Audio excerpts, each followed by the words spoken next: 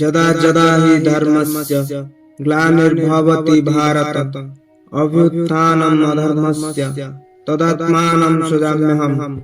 ଅର୍ଥ, ଏଠାରେ ଭଗବାନ ଶ୍ରୀକୃଷ୍ଣ କହୁଛନ୍ତି ଯେ ଯେତେବେଳେ ଧର୍ମର ଗ୍ଲାନି ହୁଏ ଓ ଅଧର୍ମର ବୃଦ୍ଧି ହୁଏ, ତେବେ ମୁଁ ନିଜେ ଅବତାର ନେଇ ଏହି ଭୂମିରେ ଆସେ। ପରିତ୍ରାଣାୟ ସାଧୁନାଂ ବିନାଶାୟ ଚ ଦୁଷ୍କୃତାଂ ଧର୍ମ ସଂସ୍ଥାପନାର୍ଥାୟ ସମ୍ଭବାମି ଯୁଗେ ଯୁଗେ।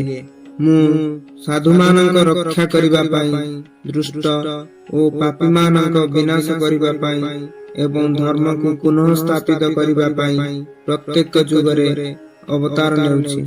ଏହି ଶ୍ଲୋକ ମାନବତାର ନିୟମ ଓ ଭକ୍ତିର ଗଭୀର ବାଣୀ ଅତୁଟ ଭାବେ ପ୍ରଦାନ କରେ। ଶ୍ରୀମଦ୍ ଭାଗବତ ଗୀତାର ଅଧ୍ୟାୟ 2 ଶ୍ଲୋକ 47। କର୍ମଣ୍ୟେବାଧିକାରସ୍ତେ ମା ଫଳେଷୁ କଦାଚନ ମା କର୍ମ ଫଳ ହେତୁର୍ଭୁର୍ମତେ ସଙ୍ଗସ୍ତ କର୍ମଣି। ଅର୍ଥ, ତୁମର ଅଧିକାର କେବଳ କର୍ମ କରିବା ଉପରେ ଅଛି, ତାହାର ଫଳ ଉପରେ ଆଶା ରଖ ନାହିଁ। ଯଦି ତୁମେ ଭଲ କର୍ମ କରିଥିବ, ତାହେଲେ ଭଗବାନ ନିଶ୍ଚିନ୍ତ ତୁମକୁ ଶୁଭ ଫଳ ଦେବେ। ଶ୍ରୀମଦ୍ ଭାଗବତ ଗୀତାର ଅଧ୍ୟାୟ 2 ଶ୍ଲୋକ 48। ଯୋଗସ୍ଥଃ କୁରୁ କର୍ମାଣି ସଙ୍ଗମ୍ ତ୍ୟକ୍ତ୍ୱା ଧନଞ୍ଜୟ ସିଦ୍ଧୋଃ ସ୍ୱମଭୂତା ସମତ୍ୱଂ ଯୋଗଭଜ୍ୟତେ। ଅର୍ଥ, ଫଳ ଉପରେ ଆଶା ଛାଡ଼ି ସମତା ବୁଦ୍ଧି ସହିତ କାର୍ଯ୍ୟ କର। ସଫଳତା ଓ ବିଫଳତା ଉଭୟକୁ ସମଭାବେ ଦେଖ। ଏହି ସମଭାବ ହେଉଛି ଯୋଗ। ଏଥିରୁ ଏହି ଶିକ୍ଷା ମିଳେ, ନିଷ୍କାମ କର୍ମ ହିଁ ଯଥାର୍ଥ ଯୋଗ ଅଟ୍ଟାଳିକା। ଅଧ୍ୟାୟ 8 ଶ୍ଲୋକ 5।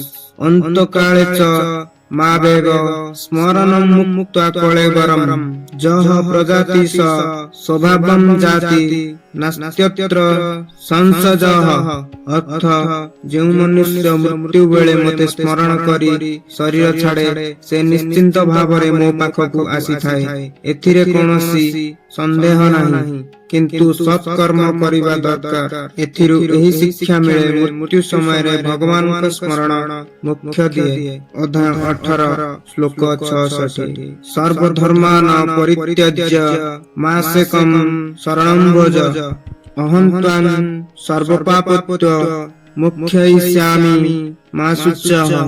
ଅର୍ଥ, ସମସ୍ତ ଧର୍ମକୁ ଛାଡ଼ି ମୋ ପାଖକୁ ଶରଣ ନିଅ, ମୁଁ ତୁମକୁ ପାପରୁ ଲୁଚେଇ ଦେଇ ତୁମକୁ ମୋକ୍ଷ ଦେଇଦେବି। ଚିନ୍ତା କରିବା ଦରକାର ନାହିଁ। ଏଥିରୁ ଏହି ଶିକ୍ଷା ମିଳେ, ଭଗବାନଙ୍କ ଉପରେ ପୂର୍ଣ୍ଣ ଆଶ୍ରୟ ହିଁ ମୁକ୍ତିର ପଥ। ଭିଡିଓଟିକୁ ଶେଷ ପର୍ଯ୍ୟନ୍ତ ଦେଖିଥିବାରୁ ଆପଣଙ୍କୁ ଅଶେଷ ଅଶେଷ ଧନ୍ୟବାଦ। ଯଦି ଭିଡିଓଟି ଭଲ ଲାଗିଛି, ଲାଇକ୍ କରନ୍ତୁ ଏବଂ ଚ୍ୟାନେଲକୁ ନୂଆ ଆସିଥିଲେ ଚ୍ୟାନେଲଟିକୁ ସବସ୍କ୍ରାଇବ କରନ୍ତୁ। ଜୟ ଜଗନ୍ନାଥ।